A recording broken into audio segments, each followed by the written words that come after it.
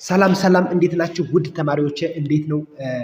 ለዛሬ ደግሞ እንግዲህ ይዤላችሁ የመጣሁት ቲፕ ምንድነው? በጣም አስፈላጊ የሆነ በተለይ ከዚህ በፊት ትምህርት ላይ ብዙም ላልሆናችሁ ተማሪዎች ወይም ደግሞ ብዙም ትምህርት ሲነሳ በጣም በቃ የትምህርት ፍላጎት ለሌላችሁ ተማሪዎች እንዴት መቀየር እንዳለባችሁ በአጭር ጊዜ እንዴት እንደምትቀየሩ ራሳችሁን በአጭር ጊዜ ውስጥ ተቀይራችሁ ማየት እንዴት እንደምትችሉ ላሳያችሁ ነው ማለት ነው። በጣም ቀላል ነው። ኑ ወደዚህ አብረን እንይ ማለት ነው። ስለዚህ ምንድነው ማድረግ ያለባችሁ? ራሳችሁን ለመቀየር በአጭር ጊዜ ውስጥ ለመቀየር አንደኛ የሚጎትቷችሁን ነገሮች በኖትቡክ ይዛችሁ ጠረጴዛ ላይ ቁጭ ብላችሁ ማውጣት ማለት ነው።